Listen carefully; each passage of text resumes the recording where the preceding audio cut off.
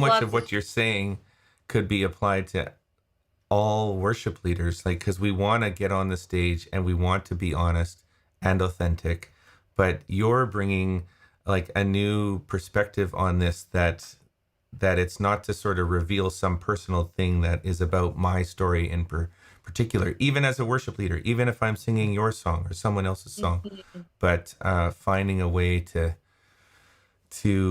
still convey that authentic confidence and rest, and yet not, falseness or pretense or something like Yeah, that.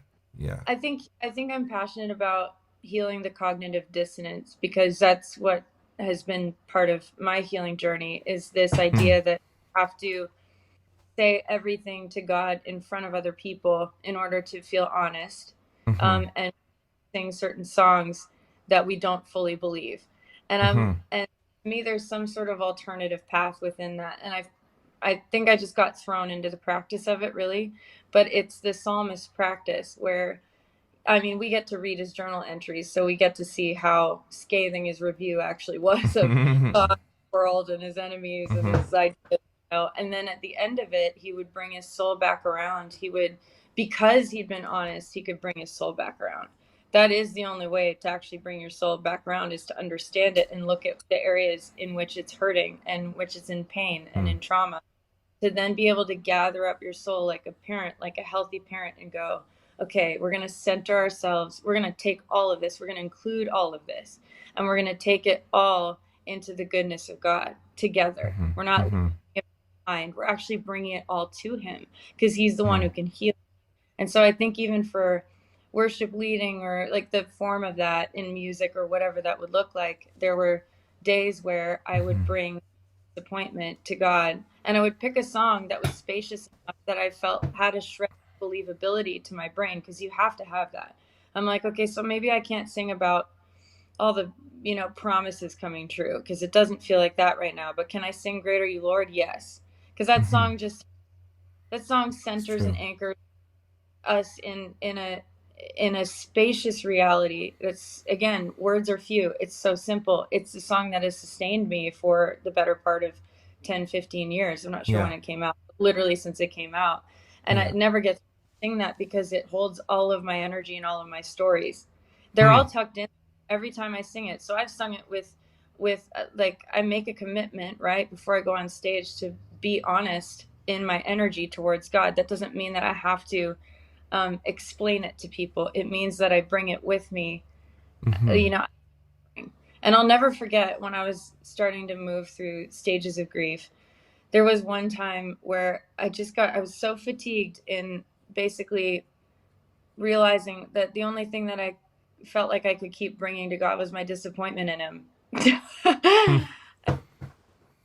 Disappointment in myself and in life and how everything was shaking down, everything was turning Yeah. out, and bringing that honesty internally, right? This is all an internal dialogue too. Once we Yeah. figure that, like, it's not saying something out loud doesn't make it more true. There's a Hmm. different part of that we need. That's a whole other flip side of the coin. That is an essential part of healing.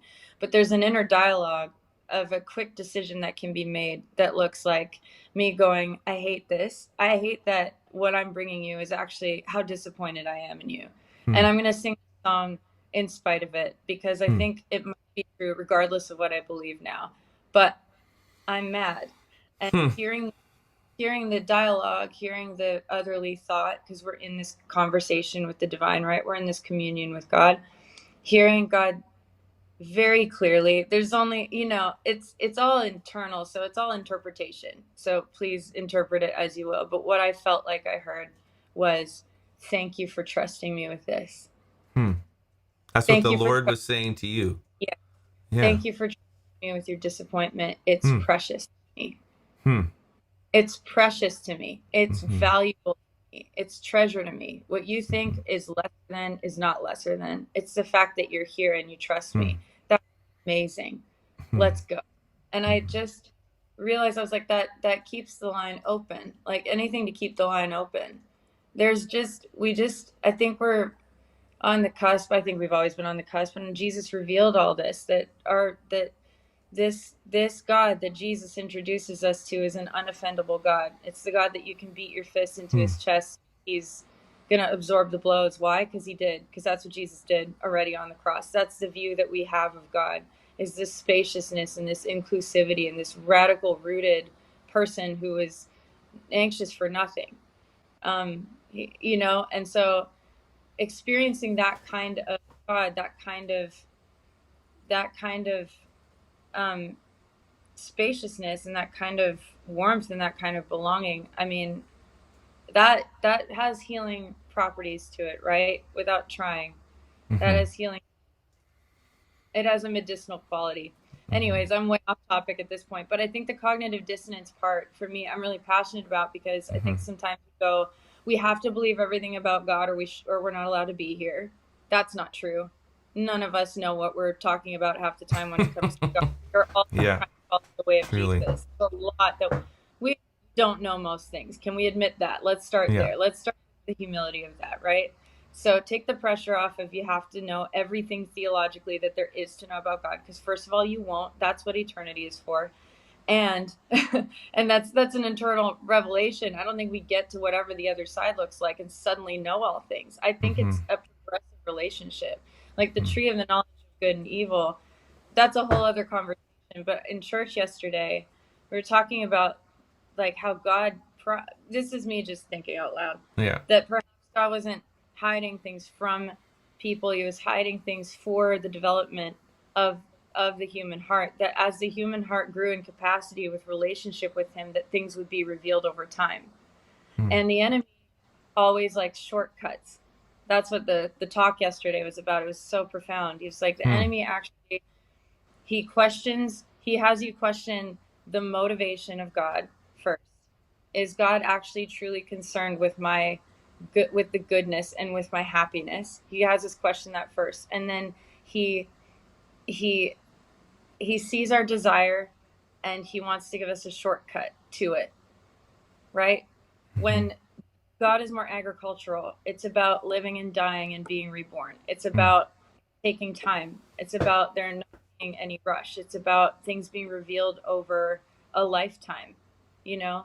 And so I think as far as cognitive dissonance goes, like we've put so much pressure on us to try to know everything there is to know, first of all, that we won't ever, about God. All we see is in part. We see Jesus and we follow Jesus and we listen to Jesus and we return to Jesus and we keep letting him save us. We're being salvationed all the way through, right? Mm. And when you take the pressure off of that, it allows you to go and sing one song about God, about a God that is mysterious but that is clear through Jesus. And it allows you to bring exactly who you are into the energy of the song, into the energy of the music, without having to even spill it out over a bunch of people. Does that make Mm-hmm. sense? Mm-hmm. Yeah, Hmm. that's the Beautiful. baseline for me.